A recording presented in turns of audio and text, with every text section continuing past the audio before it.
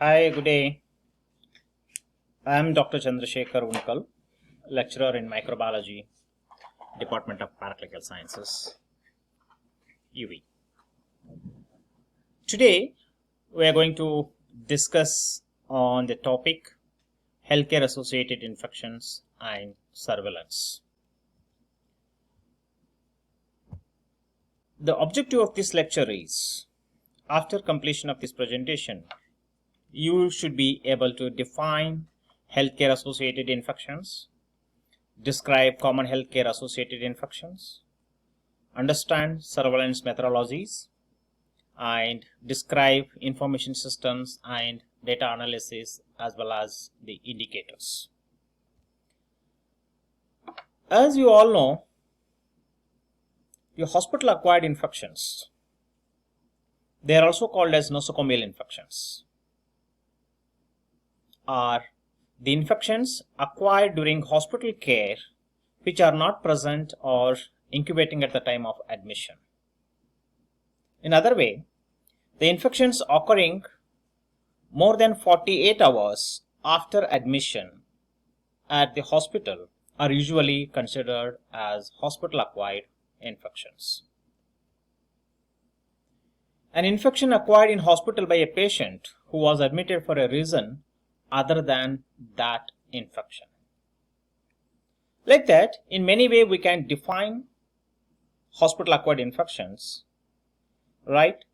So basically, the hospital acquired infections or nosocomial infections are the product of interaction between the presence of microbes in a hospital environment and the patients. As you all know, once they are admitted in a hospital, they are mostly compromised immunologically. There are so many predominant determinants which makes the patients to reduce their immunity, as well as the transmission of pathogens between staff and patients, as well as among the patients. The interaction between these three important factors is leading to cause nosocomial infection or hospital acquired infections. Well, you may be having a doubt, why are the hospital acquired infections are common? You all know these hospital acquired infections are most common nowadays, including developing as well as developed countries. They are putting a lot of burden on healthcare, and they are the major cause of spreading a lot of antibiotic resistance, as well as putting a lot of economical burden on various countries. The reason is, hospitals house large numbers of people whose immune systems are often in a weakened state, and increased use of outpatient treatment means that patients in a hospital are more vulnerable. Medical staff move from patient to patient, providing a way for pathogens to spread, as well as the many medical procedures bypass the body's natural protective barriers. These are some of the important reasons why the hospital care or hospital acquired infections are common among the patients, those who are hospitalized. The next question may be from you is, where do the microbes come from? It is quite understood that the patient's own flora, cross-infection from medical personnel, cross-infection from patient to patient, most importantly, the hospital environment, inanimate objects, they are most important carriers of these pathogenic microorganisms like air, dust, IV fluids and catheters, wash balls, bedpans, endoscopes, ventilators and respiratory equipment, water as well as disinfectants. Well, so now you know that the definition of hospital acquired infections and the reason and the source of microbes for causing hospital acquired infections. There are main group of infections especially occurs in hospital environment, includes urinary tract infections, bloodstream infections, pneumonia, surgical site, and soft tissue infections, right? So let us see one by one in detail about these major group of infections. Coming to urinary tract infections, it was estimated that in United States itself, between 15 to 25% of hospitalized patients have an indwelling urinary catheters in place. The daily rate of acquiring bacteriuria among hospitalized patients with urinary catheters is approximately 3 to 10%. And between 10 to 25% of patients with bacteriuria will develop symptoms of urinary tract infection. Of patients with symptomatic urinary tract infections, about 5% of patients with around 5% of patients will develop bacteremia. Mortality associated with bacteremia secondary to nosocomial urinary tract infection is approximately about 30%. The decision to use the urinary catheter should be made with the knowledge that it involves the risk of producing serious diseases. Even though, sorry, it is still relevant for both patients and healthcare workers, urinary catheters present the major risk factor related to acquisition of hospital-acquired urinary tract infections. These are, among the hospital-acquired infections, is about 12.9%, 19.6%, and 24% of infections from various developed countries include United States, Europe, and developing countries, respectively. The catheter-associated urinary tract infections is defined as the UTIs where an indwelling urinary catheter was in place for more than 2 calendar days on the date of event, with the day of device placement being day 1, and an indwelling urinary catheter was in place on the date of event or the day before.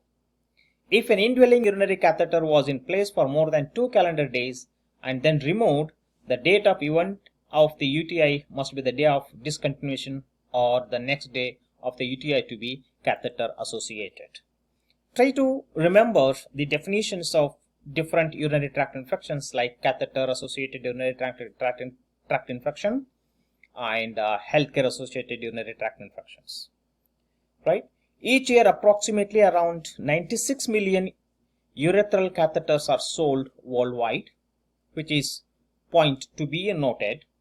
Nearly a quarter of which are sold in the United States alone, and rest of them sold elsewhere in the world.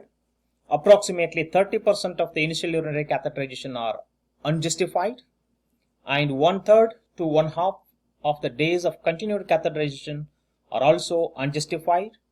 Many of these catheters are inserted in the emergency room without documented order, and providers are not aware that the catheter is in place in 21 to 28% of cases.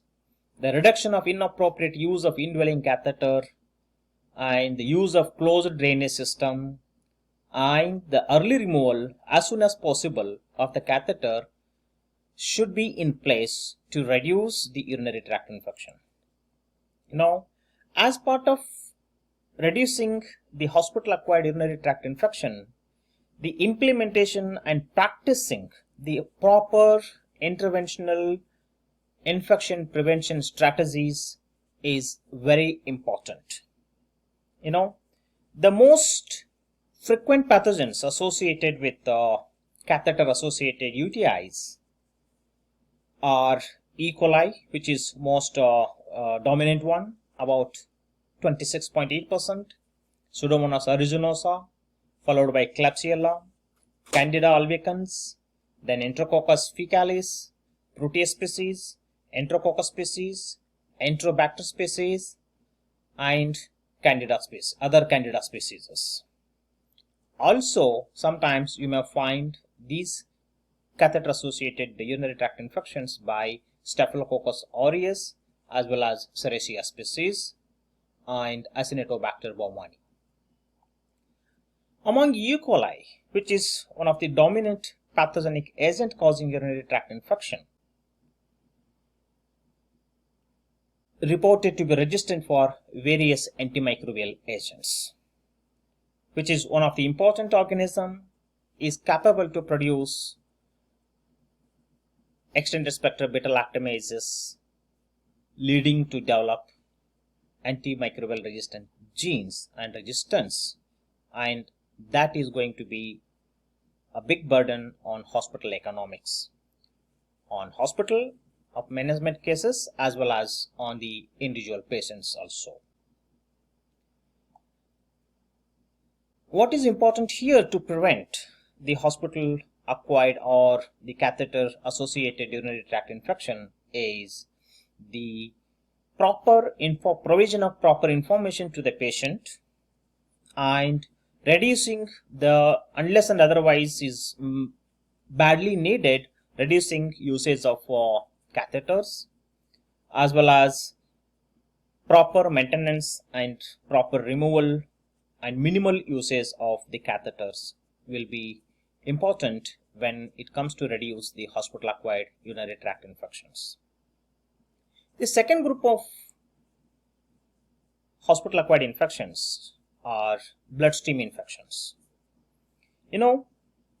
Bloodstream infections are defined as one or more positive blood cultures associated with systemic signs of infection such as fevers, chills, hypotension.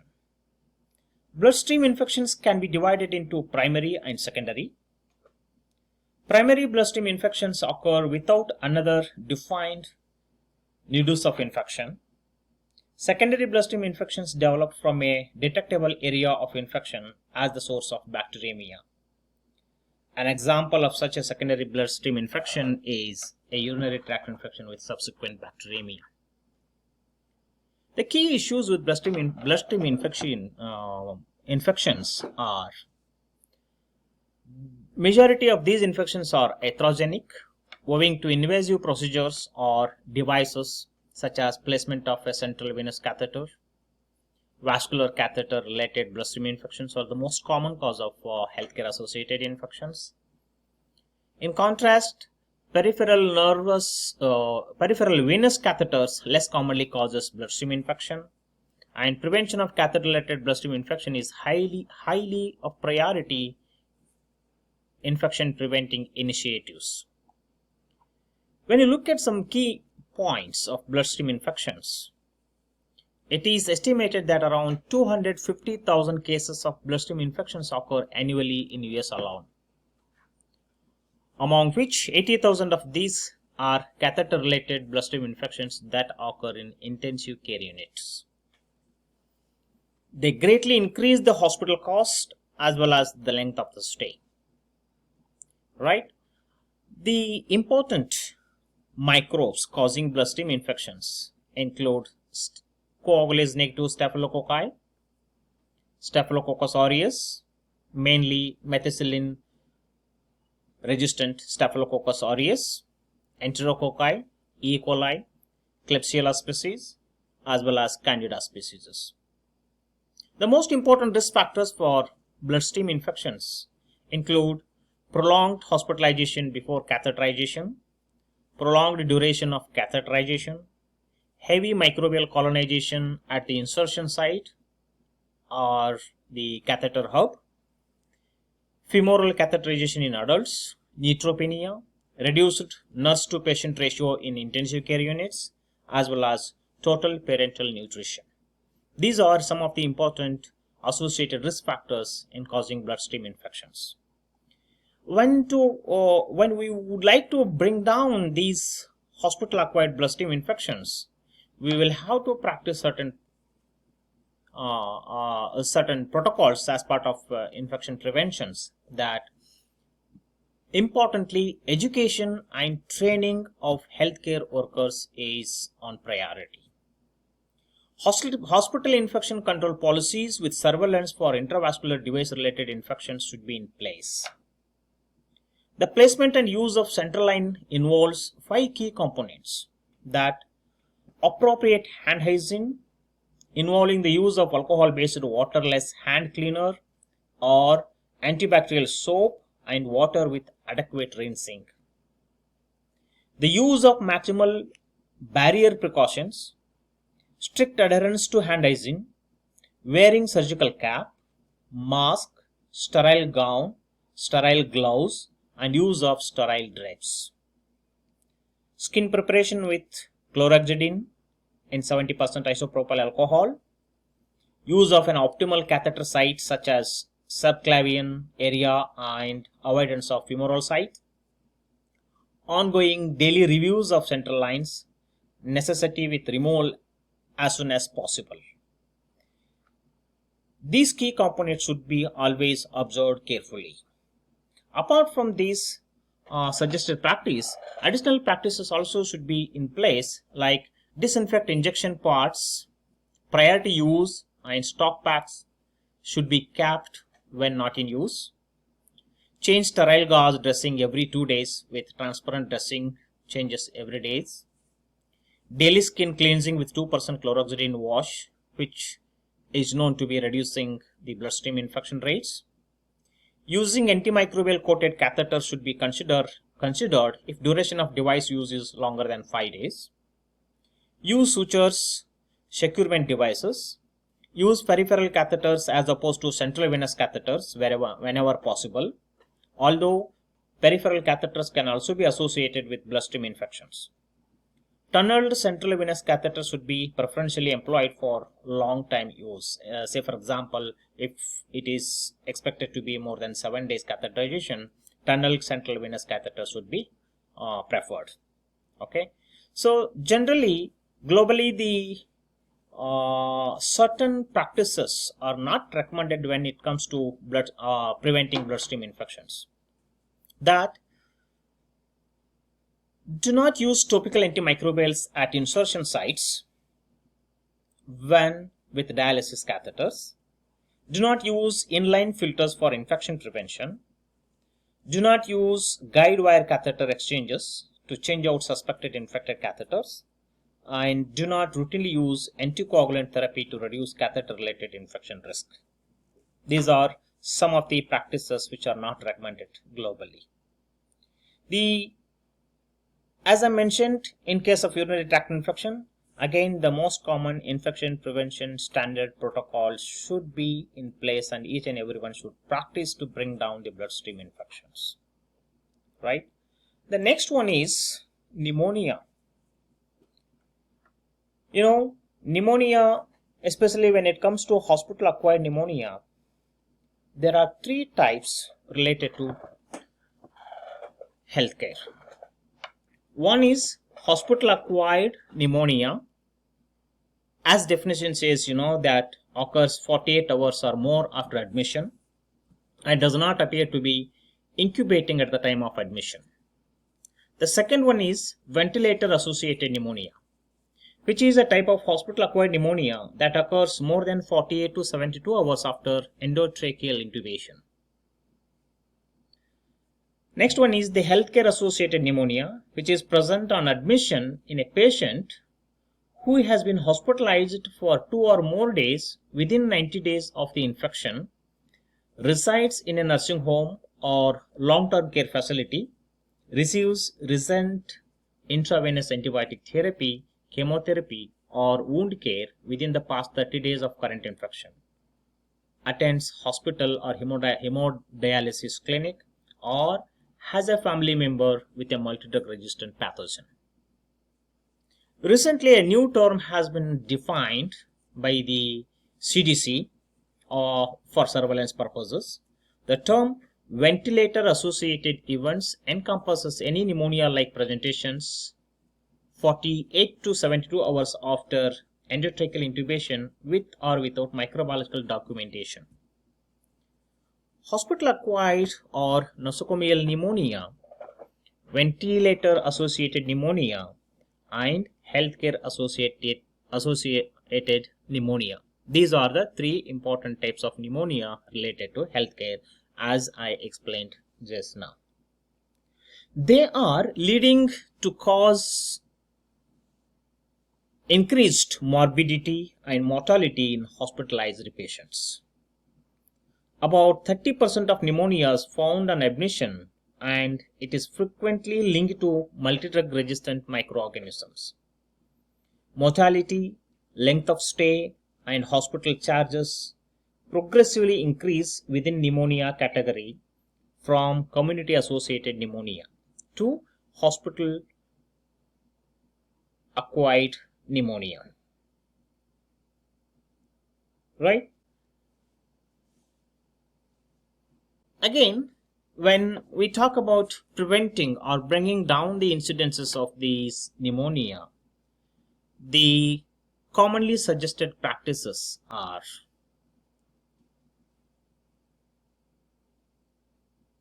appropriate strategies should be adopted that might reduce the incidence of infections. In time, relevant education and training about the prevention of the infections, and also the proper training and proper information should be provided for healthcare workers to avoid cross infection. When it comes to a patient, there should be strategies to enhance the immunity against the infection through vaccination, improve oral hygiene, and administration of probiotics to reduce colonization, control of comorbid conditions, and pharmacological interventions to increase the sensitivity of the cough reflex and improve the swallowing reflex. On the other hand, the impact of bed position and stress bleeding prophylaxis remains uncertain. The use of routine antibiotic prophylaxis for pneumonia prevention should be avoided. Right? Well, the another important group of infections when we talk about hospital associated infections are surgical site and soft tissue infections. The surgical site and soft tissue infections are more commonly caused by gram-positive bacteria followed by gram-negative bacteria. Among gram-positive bacteria like Staphylococcus aureus, Streptococcus pyogenes, and some of the anaerobic gram-negative bacilli, which are leading cause of surgical site as well as soft tissue infections. The soft tissue infections include impetigo, carbuncles, furuncles, scabies, eczema. So these are some of the common infections generally occurs during the stay in the hospital to the patients.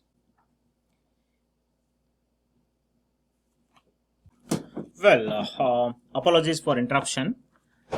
Well, you know that we were talking about surgical site and soft tissue infections. Soft tissue skin infections are not uncommon in the hospital setting. These soft tissue and skin infections result from microbial invasion of the skin and its supporting structures. This infection management is based on the severity and location of the infection as well as by the patient's situation and prior illnesses. The infections can be easily classified as simple or complicated. Simple infections are usually due to single microorganism and present with localized clinical findings. The complicated infections can be due to single or more than one type of microorganisms and may present with sepsis syndrome or even with a life-threatening bacteremia. The diagnosis of such infections is based on the clinical evaluation. Laboratory testing may be required in some instances. Initial antimicrobial choice is commonly empiric. In simple infections, it should cover staphylococci and streptococci. Patients with complicated infections, including necrotizing fasciitis and gangrene, require wide-spectrum antibiotic coverage and often surgical debridement and proper hygienic maintenance of the area where the infections are occurred, as well as the hospital environment or the ward environment, we should be clean enough to be free of microorganisms to avoid the secondary bacterial infections. All right, so we discussed in brief about the hospital acquired infections, including urinary tract infections, bloodstream infections, pneumonia, surgical site and soft tissue infections, and required prevention strategies to reduce or decrease these hospital acquired infections. Well, next point we are going to talk here is the data analysis and information systems. As part of surveillance and aggregation of information from a point of care to nationwide, the accumulation of data using various information systems and providing that information to the nation level and to the general public is very important, right? So in connection to that, let us talk about surveillance methodologies.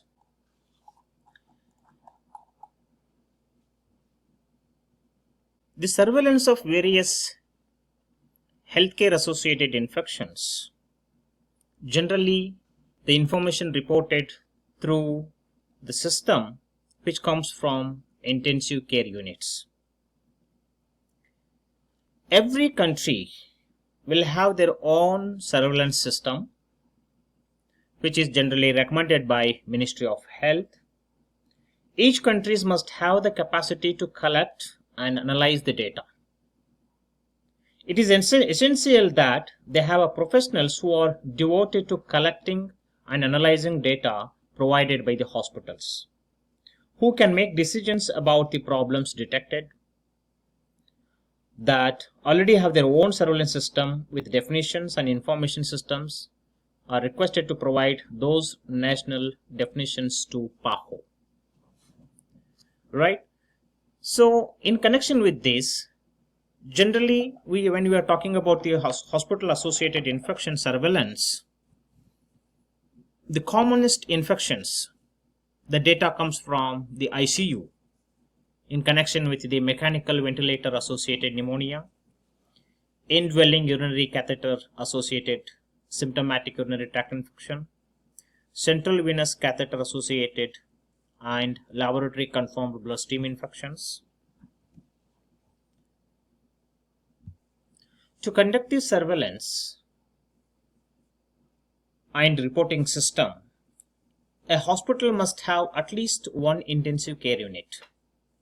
For this purpose, an intensive care unit is defined as the hospital unit in which beds are reserved for the care of critically ill patients who require specialized medical and nursing care 24 hours a day. In addition to specialized life support equipment, that includes equipments, and also there must be a program for preventing healthcare associated infections. Every hospital should also have a program for the prevention and control of healthcare associated infections, and they should have a proper set policy, objectives, strategies, legal and scientific basis for the prevention and control of hospital infections. To achieve this, we need to have, every hospital need to have a trained local staff who are responsible for detection of cases and identify the exposed populations, keep records and consolidate and analyze the collected data and supply that data to the higher authorities, regional level as well as the government level, and to the international decision-making bodies for further guidances and advices. Okay, so this surveillance methodology is very important to be adopted by each and every country to have an appropriate information about various hospital acquired info. Well, so the data is very important as part of surveillance program. So, okay, this data will be provided to the national level as well as international level decision making bodies. The data will only be collected from intensive care units during the patient's stay as far as the previously mentioned type of diseases. I was mentioning about the urinary tract infections, bloodstream infections, and so on. For such surveillance programs, generally data will be collected from intensive care units. These data, there are two types. One is numerator data, another one is denominator data. The numerator data, the form of data, includes patients' demographic information and information on the central line. The form is there will be a form which is used to record whether the patient died and what kind of microorganisms were isolated from blood cultures and their antimicrobial susceptibilities. These data will be collected in the form of numerator data and will be recorded on the data sheet. Coming to denominator data, which will be used for calculating the rates, such as from the patients who are on bloodline. These data will be recorded for all bloodlines during the patient's entire stay in the ICU. If a patient has more than one temporary central line on a given day, this is counted only as one central line. If a patient has both temporary and permanent central line on the same day, this is counted as one temporary central line a day. Okay, and if a patient has only one permanent central line, include it in the daily permanent central line day count beginning on the day of first access and continuing through the entire stay. Right, this is accounted for denominator data. Both type of data will be collected from the trained personnel in the hospital as part of their surveillance, and further these two type of data will be analyzed for the different type of hospital acquired infections. Okay, well, so to collect such data we need to identify the indicators. Okay, so what are those indicators? As far as healthcare associated infections indicators are concerned, the indicators are ventilator associated pneumonia, indwelling urinary catheter associated urinary tract infection, central venous catheter associated bloodstream infections are some of the examples of the indicators, right? These indicators will be considered when we collect the data, and further the calculation will be done to identify the percent rate of the incidences of the hospital care or healthcare associated infections, right? Well, next thing we need to discuss is that the information system. When we have all these data informations, denominator data and numerator data, and which has been analyzed and kept in a data sheet, this data will be circulated or shared between different information systems. There are three important levels of information system. One is local level or healthcare facility. Another one is National Health Authority, and the third one is Pan American Health Authority. These three information systems will need data information from the point of care, that is healthcare facility. Okay, a hospital is responsible for compiling the data, both numerators as well as denominators, for its analysis, as I mentioned earlier. And for calculating indicators as well, the hospital is the responsible for calculating the indicators as well. The analysis should be conducted by the surveillance unit or the intensive care unit, preferably every month. The hospital should send aggregate data for mechanical ventilation associated pneumonia, indwelling urinary catheter associated urinary tract infections, and central venous catheter associated bloodstream infections to the health authority on a monthly basis. The hospital will fill out the form is recommended for gathering all that information, and that aggregated form will be sent to the health authority, right? The health authority will receive the aggregated information from each hospital on the form which is prescribed for that receiving that information. Then the information will be the sum of data collected from all the intensive care units in the hospital within the given time period and of that particular country. The health authority should determine the frequency with which data should be sent from each hospital, right? So generally it is recommended that the maximum quarterly reports should be submitted, if not monthly.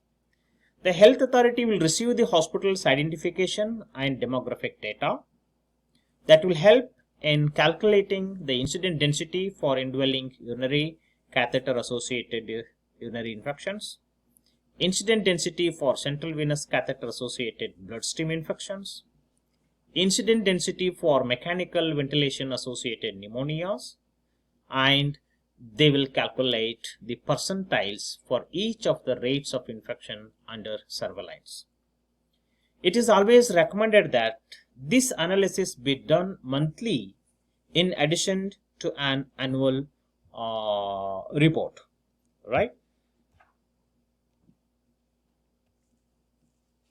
So with this, we try to, in this presentation, discuss about the type of hospital acquired infections, information systems, different types of data, and how and who will calculate the data, and for what purpose all these data will be used. Okay, so this is very important. Hope you all gone through it. For further references, please refer the Trinidad and Tobago Ministry of Health Authorities draft copy of infection prevention, which is available on the website. Please try to go through that, right?